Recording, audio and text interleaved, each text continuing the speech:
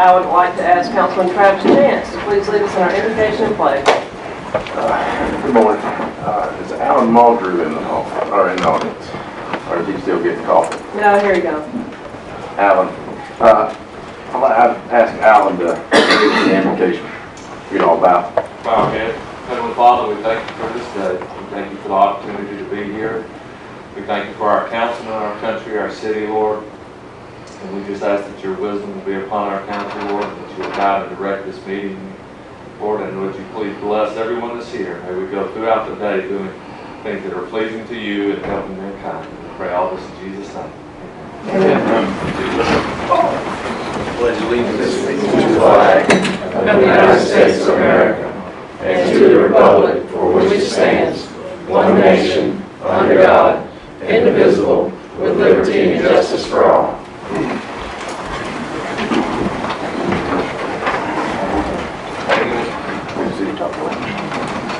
I just have to let everyone know that if Councilman Chance looks a little tired, he is a new daddy. And I have to give him props. He said he did the 2 o'clock feeding this morning.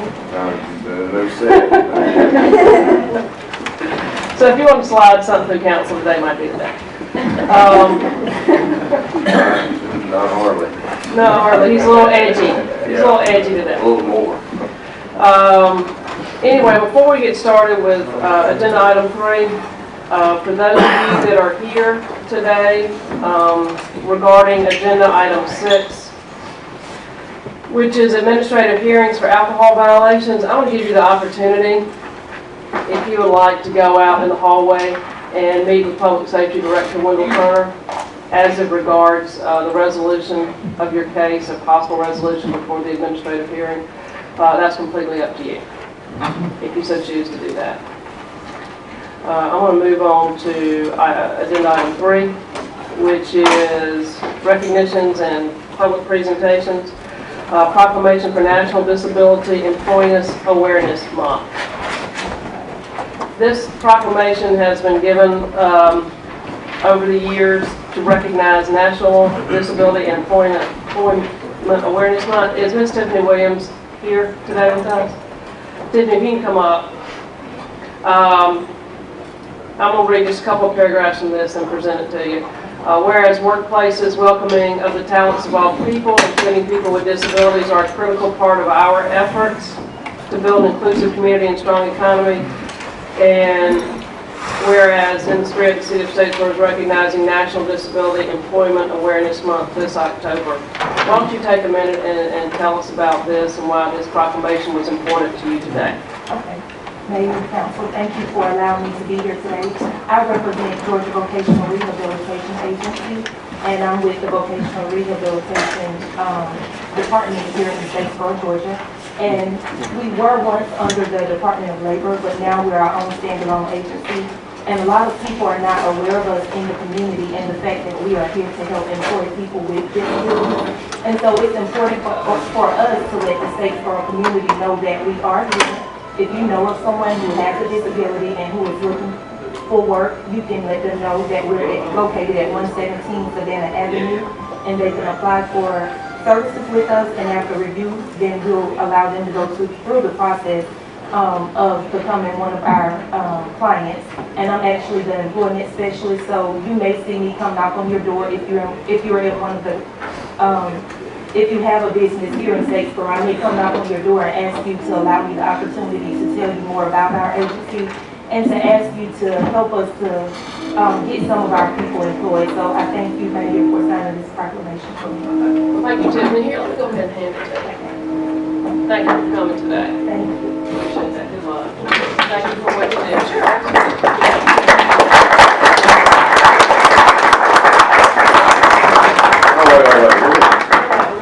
No,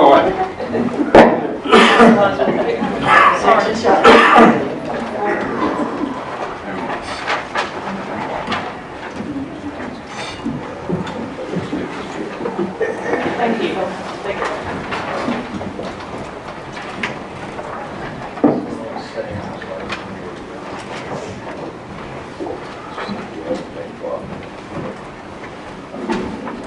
Okay, we'll move to agenda, we don't have any public comments, do we, Ms. Sue? No, ma'am. On the floor? Okay, we'll move to agenda item 5, which is consideration of a motion to approve the consent agenda.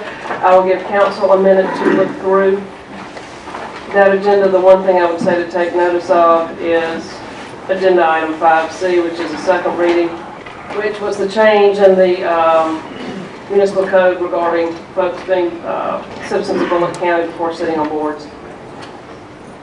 Make a motion to approve the consent agenda. Do you have a second? Second that. Any discussion? All in favor, please say by saying aye. Aye. Opposed? Motion passes. Are we still needing one more nominee for planning and zoning? No. Yes, we are. I was about to say. Okay. We'll start pretty much immediately, Robert. Yeah. To start immediately? Yeah, the last term ended on the 20th, I believe, of September. So they will be approved at the next council meeting if someone wants to be nominated for approval. Is there anybody left in the hall talking to Director Turner?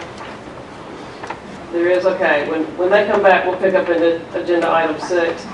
Let's move on to agenda item 7. It's a consideration of a motion to approve first reading of annexation ordinance 2014-03 for annexation by the 100% method filed by W. Canal Developers LLC to annex 13.05 acres of property on Railroad Bed Road, right there at Railroad Bed in Kiwanis. Is that correct? Yes, ma'am, it is. Okay, ma'am. And Mayor, item 8 is the adjoining piece of property that is owned by the same individuals and the same corporation.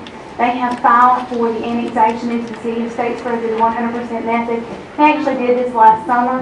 We have notified Bullock County of their intentions, and we will be processing forward with this annexation as the council accepted this earlier. We are doing this as a notification. We will present this annexation in a zoning request next week at Planning Commission and then come back for further reading on both the annexation and the zoning at next council. Okay, so it would have gone through planning then, By that time, when you come back on it, actually. the next council meeting. Okay. Any questions from council? I guess just kind of a general question about the area. You were on the little railroad bed yesterday, and what is our plan, or how many cuts are coming across that trail over the next, I don't know, let's say 2 years that's out planned? I mean, is there an idea to do a access road instead of cuts? It's just, The intention, Councilman, is to limit those cuts as much as possible. One of the requirements in the capital cost recovery intergovernmental agreement is that Bullock County has the right to approve any access points to the trail, and that has been one of the conditions that we have placed in every one of these cases that we have taken along the way, including this one. We had a meeting a couple weeks ago, Mr. Cheshire, myself, with the county manager and the county planner, and that was a large topic of discussion. I think in the weeks to come, we'll be presenting you with some more definitive recommendations on that. This particular piece won't cut the trail. it's the other side. It's on the other side. And right now, we're at 3 cuts on it with the last 2 that were done. Is that correct? One of them had 2 cuts and the other one had 1. I From believe last that's council. correct if memory serves. So we're at 3 cuts from development. Isn't there another county development further down the? Well, you got the one at the very end of the trail that was the PUD that Robbie Bell had approved, but I don't know that. Well, it's on the other side. It's on the other side. I don't believe there'll be a. So there wouldn't be cuts on that one. There's 3 or 4 driveways, and I think one of these is being taken up by a driveway. One of these properties is Taking the driveway swapping the out. driveway out. Right. And he said that there's people are on that late at night, a lot later than, probably maybe you should be. But there's a lot of parents leave the kids out, for eyesight and things like that, so that way, that's something that I don't want to see us change fundamentally what that has become. So, and I don't know if it's possible to do an access road. We're not at development yet. There's no one that's actually built the structure. The room's there. I don't know if that's something we can at least ponder. Not necessarily this council meeting, but if you go spend some time up and down that trail, it really can make a big difference. Well, I think, and we talked about this at the last council meeting, and we talked about it with Robert, which is before, and this has been my recommendation, as we've approved sewer and we've approved these things, there were things that were already in play. before we became aware that the cost recovery district was sort of not doing anything, or wasn't serving the intent that it was supposed to serve when it was originally formed several years ago, was that before we approve any additional land being either annexed in, rezoned, with the exception of this that was already on the plate, that we need to sit down and get a plan for the whole area with the county and say, what do we see this being over time? Because not only do we have an issue with appeal any decision here today to the Superior Court of Bullock County via a petition or certiorari. Presentation of evidence at this point. So I will ask, the first case to be brought forth is going to be the case with Ruby Tuesday. I'm going to ask Mr. Turner, is the department ready to proceed? Yes, ma'am.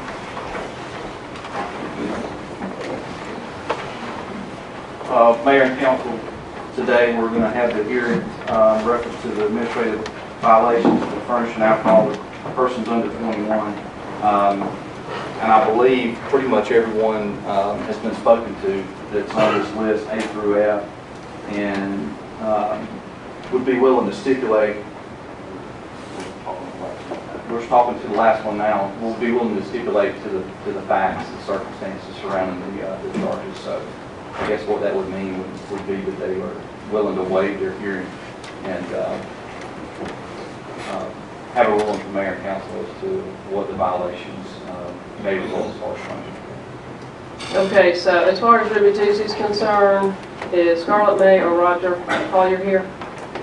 Okay, so you have stipulated to the evidence presented and are waiving your right to a hearing? Okay, if y'all want to step forward, then we'll talk about case A to begin with.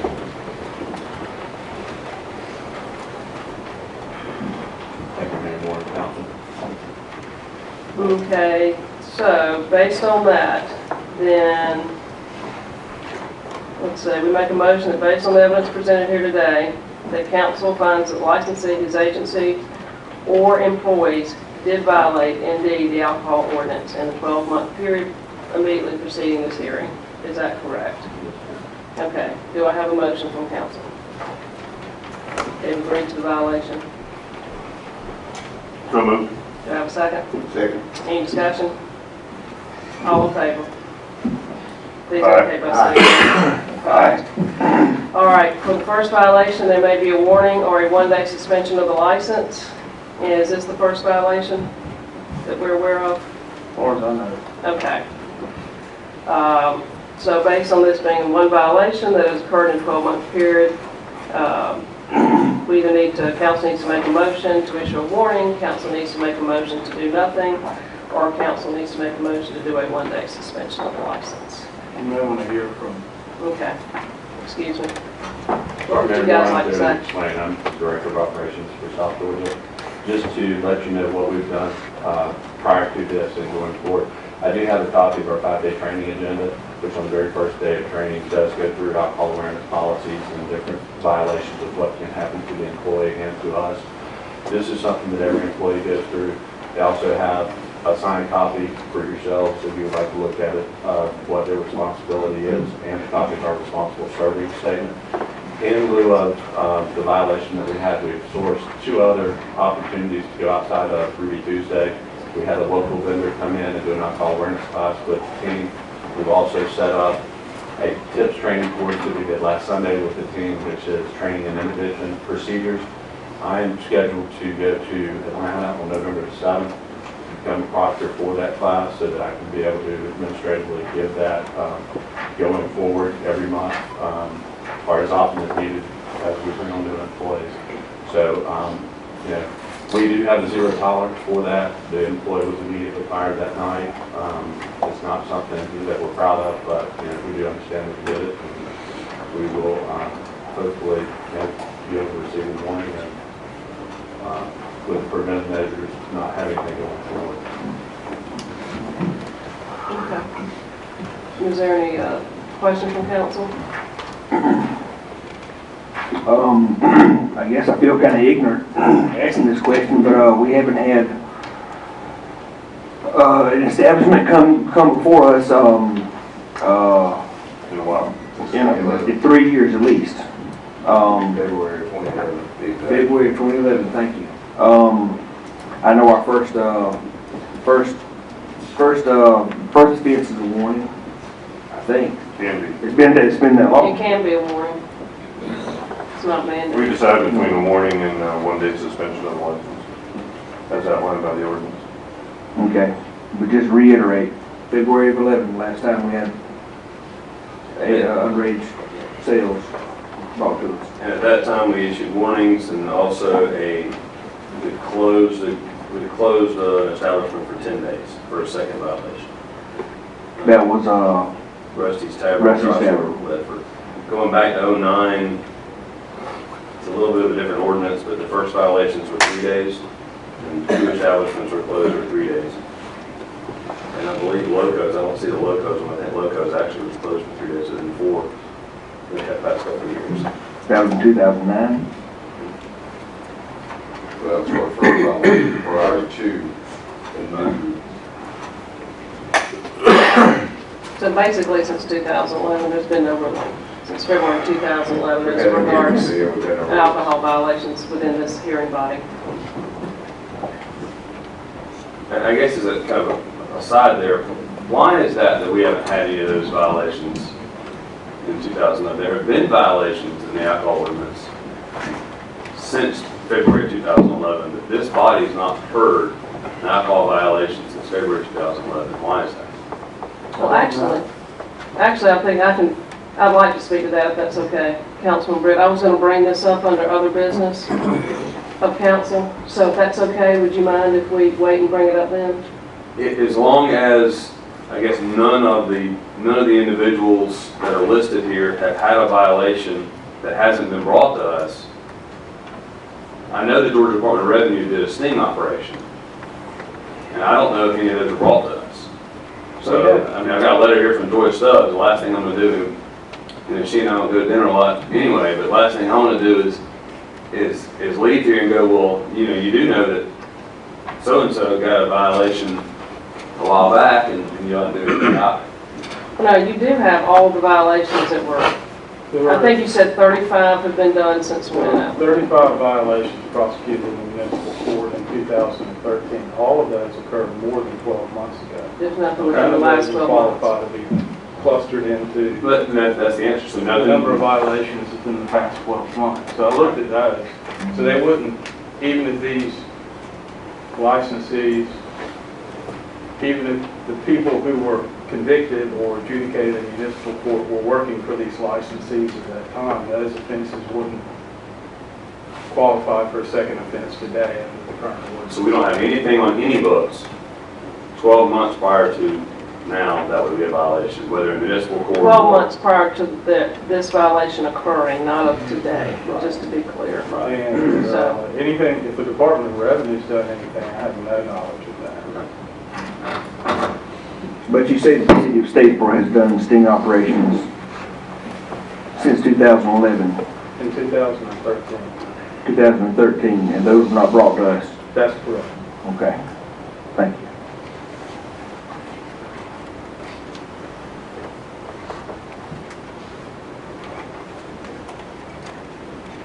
So do I have a motion from council as to what they feel would be the appropriate punishment in this particular case, between a warning and a 1-day suspension? Can you provide us copies of your plan of action? Have you got a copy of for council? Yes, sir. Can you pass that? This is copy of the tip certification, copy of our 5-day training process, 5-day training process, alcohol awareness test, tip certification process, and I believe our responsible serving sector is also included in there as well. And the tips program is something that we will be doing. It's already been done in the restaurant for the current group, and it will be something that, like I said, I'll be talking for going forward. And that's not something that is required by the review state, but we're doing it to make sure, that we help Fulton County to address the issues that come to light that was recent.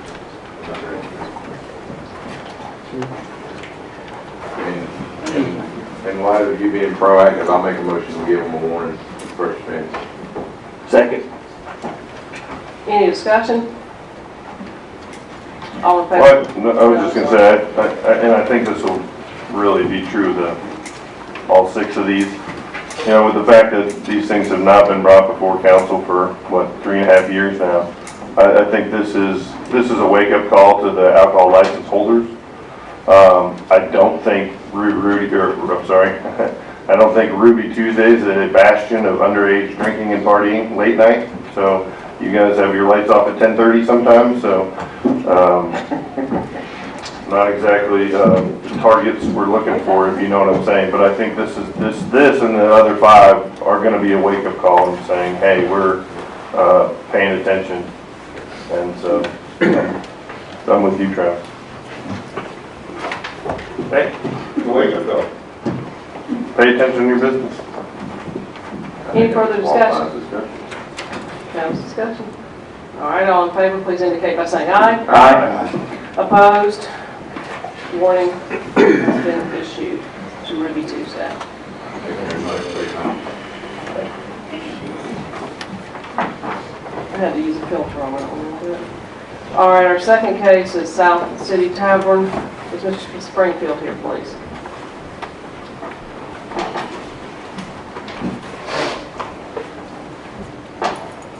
Mr. Springfield, do you admit to the violation that occurred in South City Tavern? Yes. Okay, at this point, do I have a motion from council that the preponderance of evidence of the licensee did indeed violate the alcohol ordinance of the city of Statesboro? Do I have a motion? So moved. Do I have a second? Second. Any discussion? All in favor, please say aye. Aye. Opposed? Mr. Springfield, what would you like to say about your violation before we decide on what to do? Well, just to give you a little background on myself, I've had an alcohol license in my name for 15 years, and for 8 of those years, I had 3. During that time, I have never personally received a violation on any of my alcohol licenses, nor have I ever had an employee receive a violation of any of my alcohol licenses. So I spend a lot of time training my staff, and we have a lot of systems in place. And on this particular night, I had one employee that did not do her job correctly. She was immediately suspended until she completed the TIPS training program. I've since made a policy for all the staff down here to have TIPS certification. We have multiple systems in place to prevent underage drinking from occurring during periods when we're ready to clean up. We have special cups that non-alcoholic beverages go into, which is something that I don't see any of the other establishments doing, so that staff on the floor can know if somebody doesn't have a wristband on, they have to have that kind of cup, or else we assume it's not called being taken away. We have check-in boards that everybody has to sign off on, saying what the date is, how old you have to be 18, how old you have to be 21. We spend a lot of time doing it. We train the staff with, it's actually something that I got out of Virginia that is a test for making sure that the floor staff can identify false identification, that they can do basic math, which is actually a bigger problem than you think. So we do spend a lot of time, and I have a $10,000 camera system that clearly shows that this employee made a mistake, and we took a lot of actions to correct that immediately, and we'll continue to do so. The best we can do is train them as well as you can, and babysit them as much as you can. That's pretty much all I have to say on it. Does anybody have any questions for Mr. Springfield?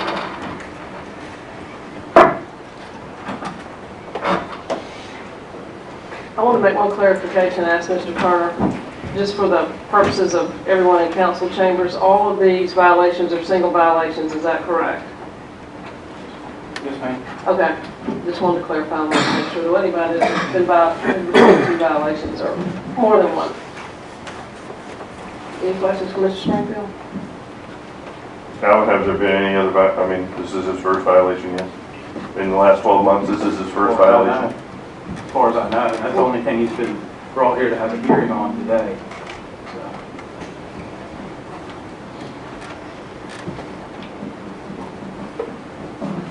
Any questions from council? You know, I have a question. I meant to ask Mr. Collier from Ruby Tuesday. As it is a big discussion point in our community right now, there seems to be a lot of debate on this. Mr. Springfield, do you feel like there's an underage drinking problem in Statesboro, Georgia? Yes, I believe there's an underage drinking problem in all college towns. So tell me, let me get your feedback on that as somebody who tries to manage a business that has to deal with underage patrons trying to get in. I guess. Exactly what are you asking? So what challenges does that propose to you? Well, a lot. Okay. But what we do is, if you do it right, there's a lot of stress and a lot of time involved in it, and a lot of training involved in it. And it's the reality of this country that, people are going to try to drink before they're 21 years old. And in my experience with it, coming from Athens, Georgia, which is a college town with a, thriving nightlife,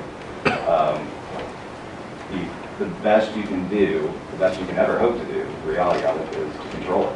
And, you have to train properly. You have to spend a lot of time with staff. You have to spend a lot of time with the police department. You have to spend a lot of time working with the county, and everybody work as a team to make sure that you're keeping the responsible businesses responsible, and the businesses that aren't responsible, have to be held accountable. It's never going to go away. They're either going to try to get fake IDs, and some of them are going to get very good fake IDs, and some of them are going to get fake IDs and get to your bar, or they're going to get to your restaurant, they're going to go to Walmart and buy you. It's going to happen. It's just the nature of this culture.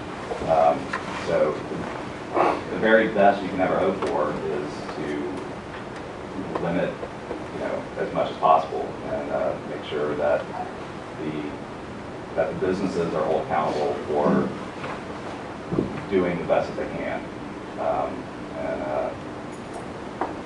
I don't. If I had a solution for that, I would be sitting on that side. I don't have a solution. That's why I'm asking. I think it's an open discussion that our community is entered into and seems to be willing to have. And so if we don't ask the people that every day try to figure out how to deal with it as they run their business, then we're, not asking folks who can give wonderful insight as to what to do.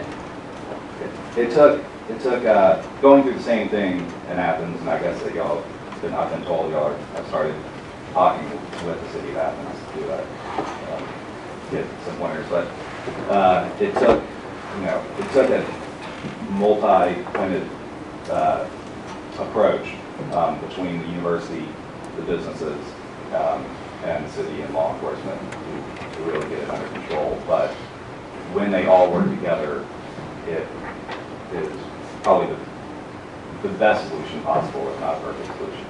And I'm hoping to see Statesboro do the same thing, because I think that it's a great city that's growing probably faster than it's ready for right now. But I think that I think if everybody works together, I think that you're going to find a good solution.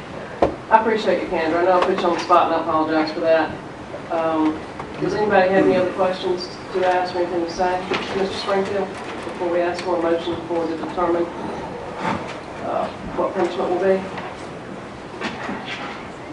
Okay, do I have a motion from council as to whether or not to issue a warning or do a one-day suspension based on the findings?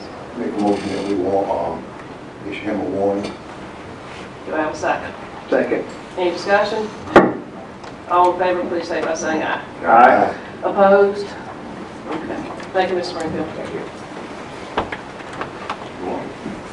Okay. Mayor, if we're going to have a similar discussion, can we combine the next four? Council agrees to do that? I'm going to ask for Alvin's opinion on that from a legal standpoint if we want to combine cases. I don't know that. If everyone's agreed that they violated the ordinance, and we've all agreed they violated the ordinance, and we've given out 2 warnings, it seems we're going to be consistent to do 4 more warnings. I think they all need to stipulate on the record that they violated the ordinance, and if they all do that, maybe when they speed it up. We're still going to have to ask them separately, though. You can't say as a group, do you all agree? I mean, that's, So maybe a quicker way to do it would just get them to stipulate on the record that they violated the ordinance. okay. Well, I mean, I don't have a problem with that as long as you're okay, and we're going separately, that they separately stipulate. Yeah, I think I would separately stipulate, and then you can quickly make your motions to Okay, we do the warning, and then maybe have a discussion with them after the that's fine. legal part of it. For the work session. Mr. Leon, Mr. Bennett, Mr. Robinson, and Mr. Jones, would y'all come forward, please?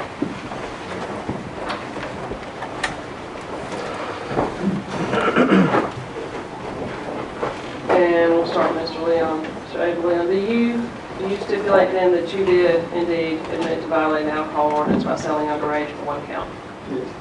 Mr. Bennett, do you stipulate that you did indeed violate Gavis did violate the alcohol ordinance by selling underage one count? Yes. Mr. Robinson, there you are over there. I should know you from your cartoon camp. Do you stipulate that you did indeed violate the alcohol ordinance by selling underage one count? Yes. Mr. Jones? Yes. Do you stipulate that you did indeed violate the alcohol ordinance by selling underage one count? Yes. Okay. Do I have a motion from council then that due to the preponderance of evidence and the admittance of the folks standing in front of us today, that each of these establishments, C, D, E, and F, El Sombrero, Gavis, Big Show Burgers, and Statesboro Millhouse, did indeed violate the alcohol ordinance by selling underage one count? Do I have a motion? So moved. Do I have a second? Do I have any discussion? All in favor? Aye. Opposed? Okay, do I have a motion from council then, and then we'll have discussion, that to issue a warning to El Sombrero Road, to Gavis, to Big Show Burgers, to Statesboro Millhouse for selling underage one count in violation of Statesboro City of Statesboro alcohol ordinance? So moved. Second. Any discussion? All in favor? Aye. Opposed? Okay, each of you has been issued a warning, so I'll ask you the same question that I asked Mr. Springfield and just get your response. This is a good time to talk about that. Mayor, could we do that maybe at the end of the meeting or use this as a, I mean, this is administrative hearing, could we do that at like a work session or something? Would you guys be willing to come back for a work session and since you are in violation, tell us how you're gonna, curtail this issue going forward? I mean, I think if we open this up for dialogue with everybody, we're gonna be here another 20 minutes on just this. Well, I don't have a problem with that, Councilman Chance. I think that's a good idea. I don't want to put Mr. Springfield on the spot, but I will say this, and I think having a work session, we're going to talk about that, setting those up under other business. If anybody would like to make a comment at this time, don't feel like you have to, but you're certainly out. I mean, if you'd like to do so, feel free to do so. I would like to make a comment on Okay. behalf of our organization. We are all tips trained and certified prior to the violation. I did want to point out that Mrs. Truscott, I did not fire the employee for making a mistake. She did card. She has her tips training card prior to her violation. I did think that was important to point out. And secondly, we asked her to look for different employment. And she has since found different employment. So I think it's important to, at least for Gavis, for council to understand what we did prior to the violation, which is certifying all of our bartenders and most of our servers. It is a rotating staff, there's a lot of people come and go. It's a little bit transient, but we have done that. Also, with Public Safety Director, Mr. Turner, we have discussed, and Mr. Ryan, we've discussed a lot of ideas moving forward on how we need to, what we think is best for our community and how we can be better operators, putting some things in place. So, we've had several discussions on that. Look forward to, I think, some great ideas. So, that's really all I have to say. Or if anybody has any questions for myself as an operator or Kevin. Okay. Would any of the rest of y'all like to say anything? I'm Tom Jones from Statesboro Millhouse. This is our first violation, as you know. And there's been numerous times where people have, come in the last year, sure to say things like that. You have to be compliant. It is a challenge every day. If you get a new employee in there for got an employee there for 2 years, they know the standard, you set the standard, you enforce the standard, you kind of put a little fear into them, because you realize your job, you're going to get fined, you know, face some serious fines and then possible incarceration. So we did turn our employee immediately, I think, that night, and it's just a standard we kind of felt we have to say, look, this is our license, our name's on it, you do represent our company. When you haven't got employed in this particular time, they did look at the MD, look back at the calendar, look at the MD, look at the calendar, you were 20 years old, you didn't get the date, took a few months off, and you made a mistake. So that's kind of why we're here. We tolerate it, no. We've confiscated IDs, laws of like these confiscated, even though come in here is probably trying to, you know, we take it serious. And I think over the years, we've seen a lot of progress with that. I think underage drinking, just in general, coming into our establishment, is not we've been in about 2 years.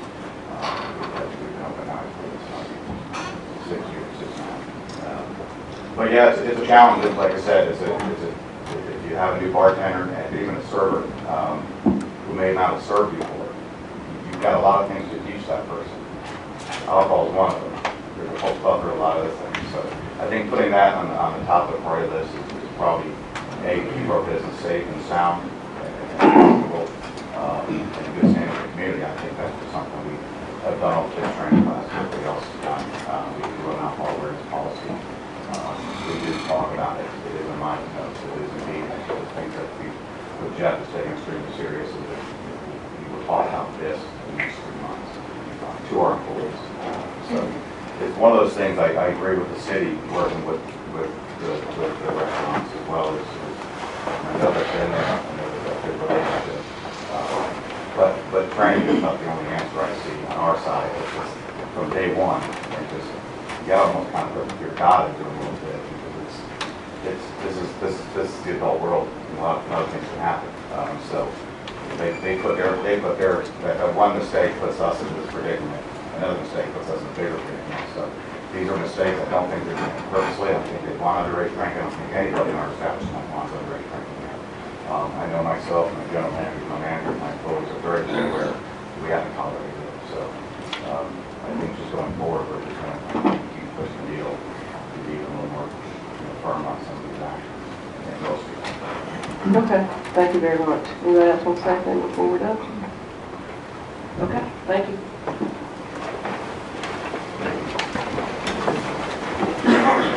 Moving on to item number 9 is consideration of a motion to approve a developer's request to connect or extend city water services outside the city limits. I'll ask Mr. Wayne Johnson to come forward first. Thank you, Mayor Wayne Johnson, Director of Water. This the developer is looking at purchasing a piece of property that is already zoned for commercial subdivision in the county and is asking to be assured that the city will allow him to connect the city water and extend it into and serve his development. And recent comments from the mayor and council concerning it, I felt like it's important that we bring it before the council and have you confirm that you want to continue the policy of allowing entities outside the city limits to connect to it and extend city water and or sewer under our tank water sewer agreement. I think it'd be a very good development plus to the city and follow the policy we've been following for the last 25, 30 years. My recommendation would be that we continue with the policy as is. That's why I want y'all to confirm that. There's not a map on here of the actual parcel. And I apologize, I didn't get a chance to look at it last night. It does back up. It is contiguous with 301 South? No, it enters off the 301 South, has a 9-foot entrance. The property, my understanding, actually lies in behind Ellis Wood's office out on 301 South, but the entrance is off the 301 South. Okay. And running a water line like this, even if it weren't annexed into the city, still increases the property value in that whole area, would it not? That's correct. But it allows them to develop at a higher density than if they had, and also to have the 5-foot protections of commercial entities.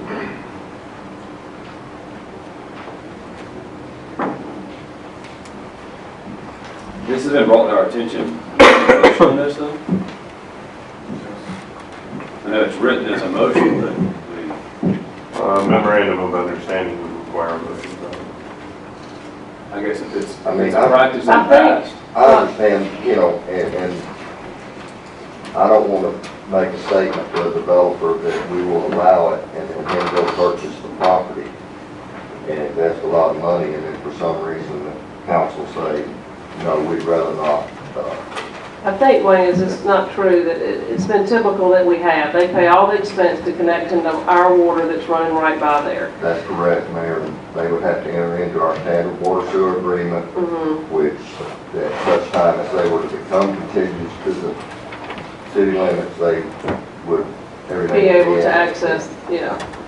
So I think the point was they just wanted to make sure there wasn't any change in policy That's going, you correct. know, before they did it. Is that correct? So they just wanted it in front of council to make sure that were the case. And again, the cost will be borne by the developer, That is correct. 100%. 100%. And it'll be done to our standards under our inspection. I'll move to give a memorandum of understanding to the developer. Second. Excuse me, any discussion? All in favor? Aye. Opposed? Motion passes. Item number 10 is consideration of a motion to approve the change order number 1 for the Whitesville Sewer Lift Station upgrade and Lakeview Road Force Main Extension. Mr. Johnson. Thank you, Mayor. This is the summary change order, which screws up all the numbers at the end of the contract. As you know, these water sewer contracts are line item contracts, so at the end, they may go up a little bit, and then they go down a little bit based on what's actually done. My staff, Dan Collins, Danny Lively, and Keith Perkins, work diligently once we let these contracts and are in the field, find ways to save money. And a lot of times the contractors comes up with some things. And what this does, this finals out that project and actually reduces the contract amount. I don't have a number in front of me, it's on the sheet, a little over $8,000. So it's a savings from what the original contract was.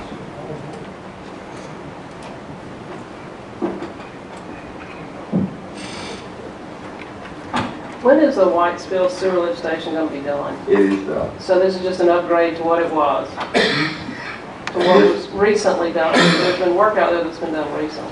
Right, this completes that project. This is just the final accounting, This- right? The final accounting trues up the numbers, closes out the construction project, and lets us turn loose the contractors for payment.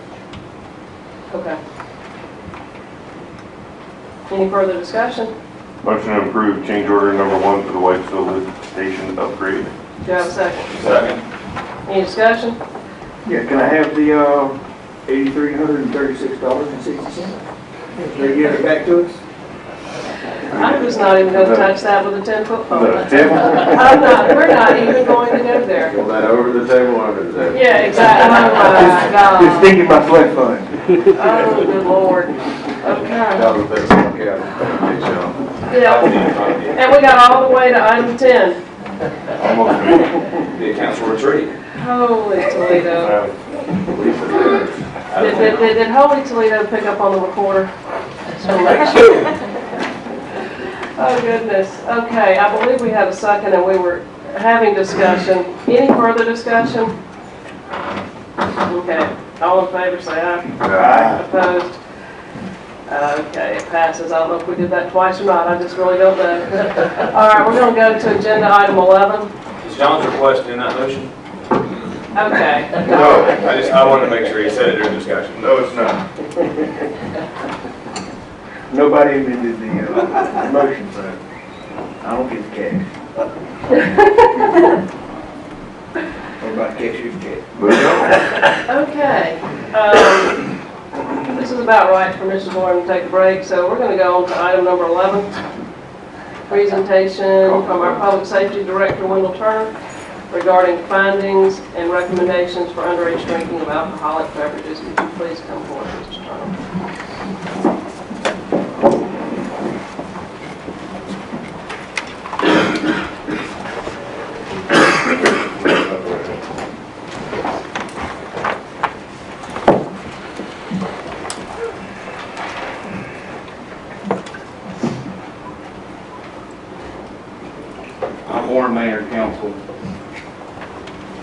If you allow me, I'm going to read from this memo that should be a part of your packet as well. Gives you a brief overview of the alcohol enforcement operations that we were asked to do after the investigation of Michael Gatto on the 28th. Also, it's going to give you some insight into some effective and comprehensive youth alcohol enforcement initiatives we talked about. I was going to say, before you get started, Mr. Turner, that microphone, you're going to have to lift up a little bit. It's not, yeah, it's difficult to hear. So, thank you. After the death of Michael Gatto on August 28, 2014, myself and Major Brunson were asked to meet with the mayor, city manager, and city attorney to discuss underage drinking and concerns surrounding the death of Gatto. The mayor advised that she had received numerous calls, emails, and letters from concerned citizens and parents of GSU students regarding this and wanted the police department to investigate the issue. The police department also received the same type of complaints and calls. After completing the criminal investigation of Gatto, the police department initiated an administrative investigation regarding underage drinking, primarily focusing on on-premise consumption licensees. The police department used both overt and covert operations and personal interviews in an attempt to establish a baseline of the issue. The overt operations consisted of uniformed patrol officers spot checking licensees in an attempt to determine if underage drinking was occurring in the presence of police officers. More specifically, we were attempting to determine if there was a problem from the customers being underage and being in possession of alcohol by being supplied the alcohol by an of-age person or by other means. Furthermore, we were attempting to ascertain whether the uniform presence of police officers would have a deterrent impact on the issue. The overt operations attempted to determine if the issue was primarily being perpetuated by the licensee or establishment employees. The police department partnered with GSU PD and the Department of Revenue for these operations, and we were very appreciative for their efforts and help during this operation, for their participation as well. The results of the operations demonstrated there is an underage drinking problem focused in and around the GSU campus and primarily from on-premise consumption licensees. As you heard from Mr. Springfield, several others, there is a problem. Jurisdictions with extensive underage alcohol problems often have a large population of youth and young adults and tend to be located near college campuses or in communities with relaxed attitudes toward alcohol enforcement. In those areas, it is often up to the local police department to raise community awareness of the problem and to spur action. Doing so requires careful department planning and strong executive leadership. The last few sentences I read is directly from a case study of an effective and comprehensive youth alcohol enforcement initiative out of Patrick's County that you heard Mr. Springfield and several others mention, to include Mr. Bennett, that we're starting to look at and share with all the licensees. And this far, we've had some really good results. I believe that we have that leadership at the police department level and in this community, and a strong desire to implement a comprehensive youth alcohol enforcement program within our community that will help protect the youth population and our student population. So that you better understand the context of the issue, did a lot of research into numbers and what the makeup of this community looks like as far as from a census standpoint, from an age breakdown standpoint. And it was fairly surprising to me. I knew we had a large population of youth, but I did not realize it was this large. As of 2010, the demographic profile as related to the 2010 U.S. Census, Bullitt County had a population of 70,217 with a median age of 29.5 years, and 26.1 or 18,326 of those persons are 15 to 24 years of age. That's countywide. The city of Statesboro population was 28,422 with a median age of 22 years, and 52.9% or 15,000 plus was 15 to 24 years of age. That's directly from the census 2010. The student enrollment figures for Southern University for fall was 20,517, of which 48%, 9,943, are under 21 years of age, and that's directly from Dr. Teresa's office. According to several different internet sites, Georgia Southern University is nationally ranked as a party school among other more prestigious rankings, of which I'm sure they're more proud of. Specifically, Fiesta Prague, Fiesta Prague Inc. ranks GSU 20 out of the top 100 for the 2013-2014 school year. Also within our area is a Technical College, East Georgia College, and several county high schools. Statesboro is growing and will continue to grow, and as we are a regional hub for healthcare, commerce, education, and shopping.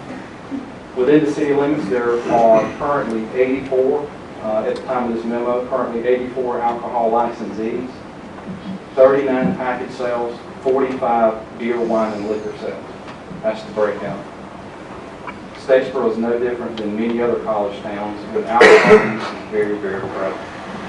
At this time, before I move forward into identifying the problem and giving you guys, we feel like are some solutions, possible solutions, I'm going to ask Detective Lieutenant Rob Ryan to come forward.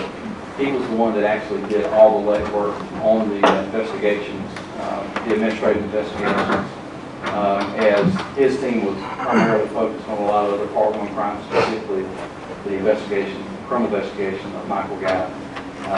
We had tasked Detective Lieutenant Rob Ryan to look into the underage drinking problem in and around the university. He's done a really, really good job, and I would just like for him to share his findings, and so you may have his as well, and I'll be back up to finish.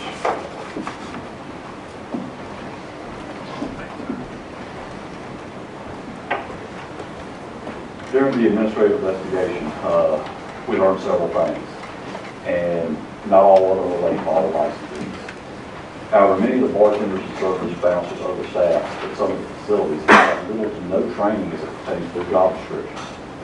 Training is available from multiple sources. The staff should also be trained on state law and local ordinances that govern alcohol sales. The city of Statesboro alcohol